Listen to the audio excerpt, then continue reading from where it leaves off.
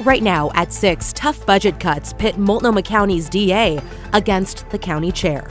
Quite frankly, budgets are difficult, but this at best is fuzzy math. In this budget environment, these kind of cuts have to impact everyone.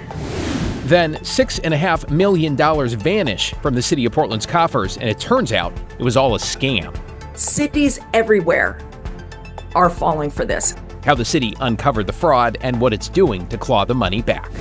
Plus, Portland restaurant owners frustrated after repeated break-ins. They break into, go in, get stuff, and come out, and then come back in there and get more stuff. And later in sports, Hudson Darby, blocker save and a rebound! They score! how the Portland Winterhawks are embracing the role of underdogs as they prepare to defend their Western Conference title. Really, when we look at it, we got nothing to lose.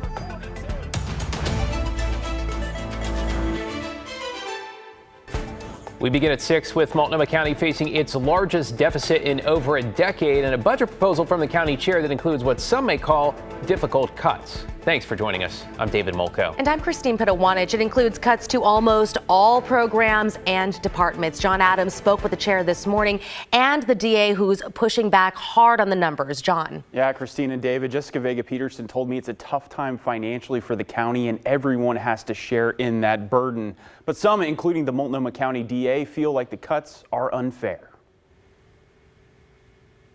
This morning, I was quite frankly just disgusted by what I saw. The Multnomah County District Attorney pushing back on the county chair's proposed budget on Thursday, one that makes cuts to almost all county programs.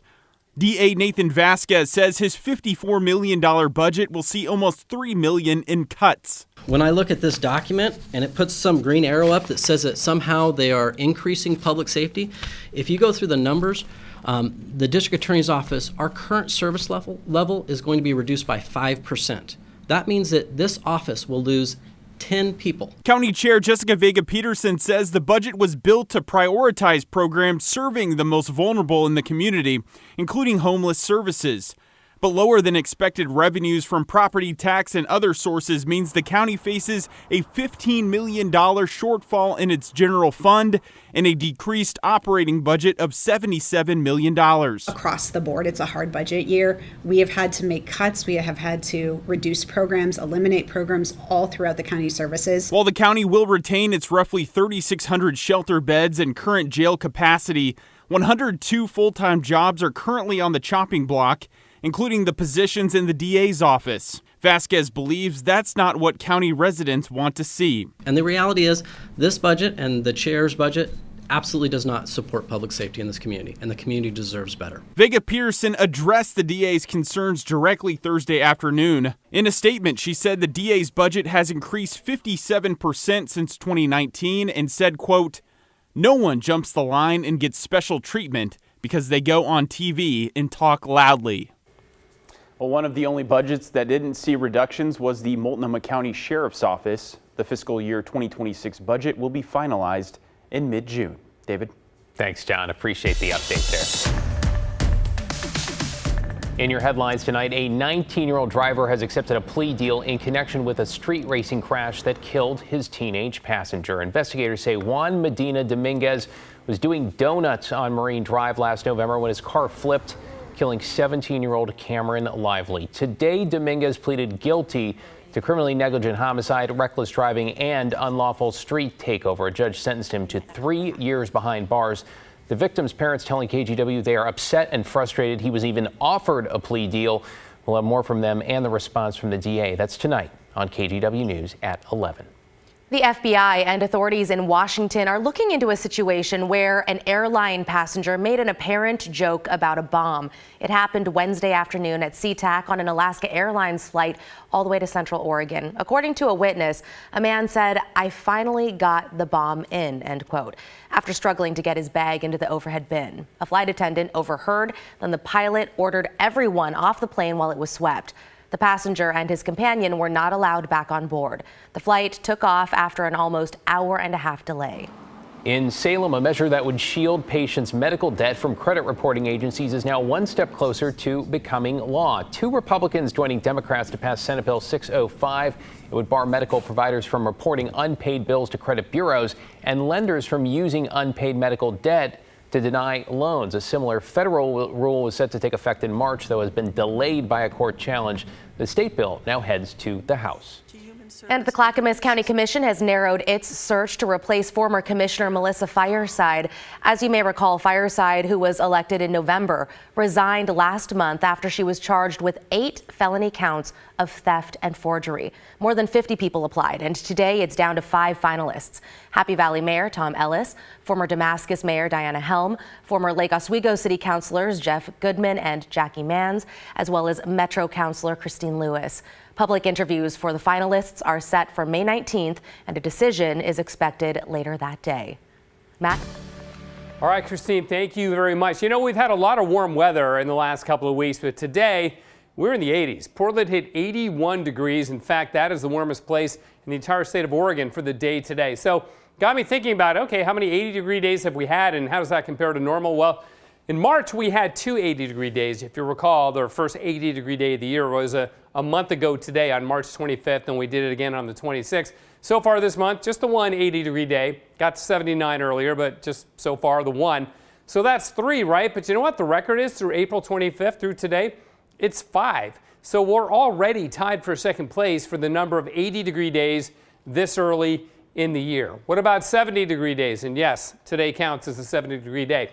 The record number of 70-degree days, and this is just for the month of April, is 13. That was back in 2016, which is also, by the way, the year that we set the record for 80-degree days so early in the season.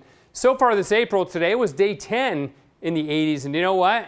Through the end of the month, we got 3 more in the forecast. So we should tie the record for 70-degree days in the month of April. So yeah, it's been a warm month, right? And tomorrow will be another warm day and another 70-degree day as we end up mostly sunny and get up to about 77. Now, there will be showers in parts of Oregon. We'll show you where a bit later, guys. Back to you. Hey there, everyone gets sunshine. Thanks, Matt. Now at 6, we are learning more about the $6.5 million stolen from the city of Portland and some of the details behind the fraud. I mean, this is intriguing. Let's bring in Devin Haskins live in downtown Portland. So, Devin, when did the city learn it had been swindled?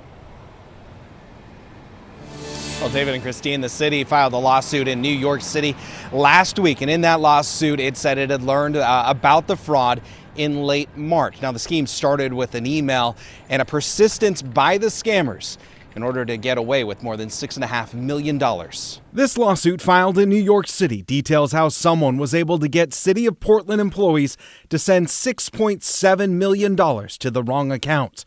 The money was a payment for work related to the Bull Run water filtration project, but instead of going to the legitimate contractor, a scammer used a fake email to trick city employees into sending the money somewhere else. It is so common. It is happening everywhere. This is not just the city of Portland. This is all over the country, all over the world. People are losing billions of dollars to this. Carrie Tomlinson is the editor-in-chief of Ampix News, an independent outlet that covers cyber crimes. Cities everywhere are falling for this. The scammer claimed to be with a company hired by the city to manage the project. And they do reconnaissance, and they will look for information. For example, what kind of business deals is the city of Portland doing?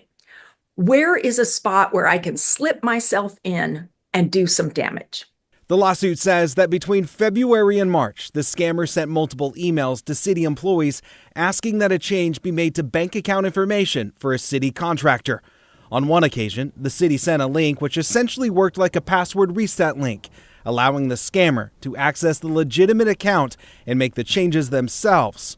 On March 21st, the city sent a payment for $6,748,680.68.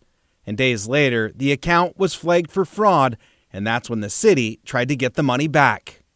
And although there are checks and balances, it is easy to manipulate people into changing the account number to something that the scammers can access.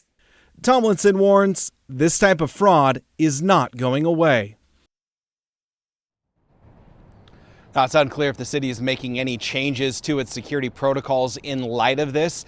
The mayor's office did send us a statement on this subject that reads in part, "The city of Portland is committed to safeguarding public funds. We're grateful for the fast action of local and federal law enforcement to stop the fraudulent transfer before it landed in the wrong hands." Now, as for the money, the U.S. Marshals Service has it before returning it to the city while this investigation plays out. And as far as we're aware, no arrests have been made. Back to you. Sounds like we're all lucky the scammers didn't get away with it here. Thanks, Devin. A series of coast-to-coast court rulings today are limiting some of President Trump's sweeping executive orders that could have an impact here in Oregon. First, a federal judge in New Hampshire temporarily blocked the Trump administration from cutting federal funding for K-12 public schools that refuse to get rid of DEI programs. The judge says the Education Department failed to define what DEI is and that its demands violate educators' First Amendment rights. Next, a federal judge in San Francisco blocked the Trump administration from withholding federal money for so-called sanctuary jurisdictions. Portland was among more than a dozen cities and counties that sought an injunction from the court. The same judge made a similar ruling back in President Trump's first term that was upheld on appeal. And in Washington, D.C. today, a federal judge temporarily blocked a portion of President Trump's executive order trying to change how federal elections are run. This includes requiring proof of citizenship in order to register to vote. But the judge did not block the part of the order that would prevent states from counting postmarked mail ballots that are received after Election Day. Oregon is one of 17 states that do so. Again, these are all temporary injunctions as the lawsuits move forward, so we'll keep you updated as things change. Coming up tonight at 6:30, a brand new KGW exclusive. 40 years after the collapse of one of history's most controversial spiritual movements, we're hearing the untold story of what happened to some of the children at the Rajneesh commune in Central Oregon, led by the Indian guru Bhagwan Sri Rajneesh. Netflix rekindled curiosity in the Rajneeshis, as they're called, with its documentary series Wild Wild Country, though a woman who lived there as a child says the historical record has missed an important chapter. Cerrito Carroll has now written a memoir called In the Shadow of Enlightenment, in which she gives her account of the sexual abuse, exploitation, and neglect she says she endured at Rajneeshpuram. She sat down with Laurel Porter and explained why she chose, after 40 years, to break her silence. It's taken me 40 years because it was a lot of trauma to process and a lot of fear that held me back. And it's not that I haven't thought about it for these 4 years. In fact, it's been a big theme of my life. And it's sort of kept its tentacles on me. And I think it's taken me 40 years to find the courage to say, this is who I am. 40 years to find the courage. Wow. Laurel also accompanied Carol as she revisited what remains of the commune for the first time since So first of all, I really drove down this 1985. road. Inside the Rajneesh, Cerrito Carroll's untold story airs in full tonight at 6:30 on The Story. You can also watch tonight on KGW Plus at 8. That special will include Laurel's full interview with Cerrito and KGW specials from the mid-'80s on the rise and fall of Rajneeshpuram. They're also available on demand anytime on our streaming TV app, that is KGW Plus. Great story.